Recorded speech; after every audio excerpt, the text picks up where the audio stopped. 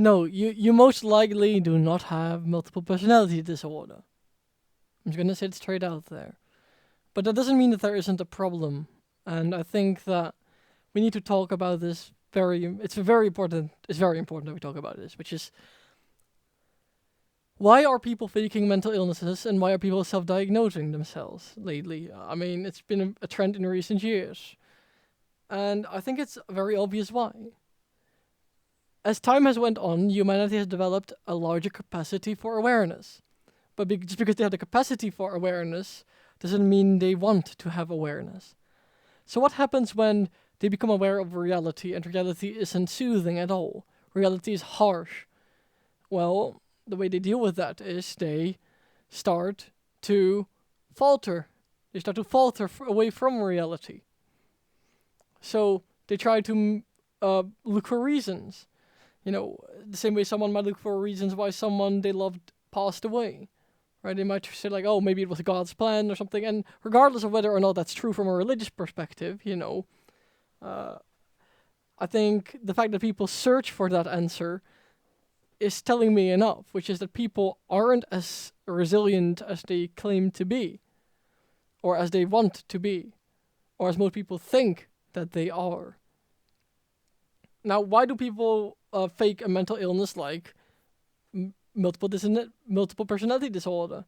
And why do they have these quote-unquote alters? Well, I think it's very clear why. When you want to use an excuse for behaving irrationally because you can't control yourself, then the excuse that's to say that you aren't just one person would technically be a good excuse, because you're like, hey, I'm not one person, technically speaking, so therefore I can act any way I want whenever I want to. But that's also dangerous, not just to other people, but also to yourself. Because not only does that rip you from your own responsibility, it also means that you yourself have to try to keep up with all those quote-unquote alters. And maybe it's kind of like an actor does. Maybe it's kind of just like acting in a role. Maybe it's easy for some people. But the truth is, it's very straining. And actually developing mental illnesses can occur because of this. You know, multiple personality disorder in the classical sense is an actual disorder of neurology, which means it's not just something that's wrong with your mental state. No, you can't develop multiple personality disorder. You can't develop it. That's not how it works. It's something you're pretty much born with. But what you can become is bipolar. Bipolar is definitely something you can become over time. And becoming bipolar can often happen because of adverse childhood experiences, adverse experiences with grief, experiences with death, for example. So that's also why some people, for example, fake depression. It's the same way that some people, it used to be mostly females, but nowadays there's even guys that do this, who say, I'm so ugly, and then want people to say that they're beautiful. It's the same thing. In a way, by implying that we have something wrong with us, we're trying to look for a reason why there is something else wrong with us. We're trying to excuse ourselves. But that's not the right way to go. And when you're the person yourself that goes through this, it's very hard to accept that truth, because that means that you don't have control.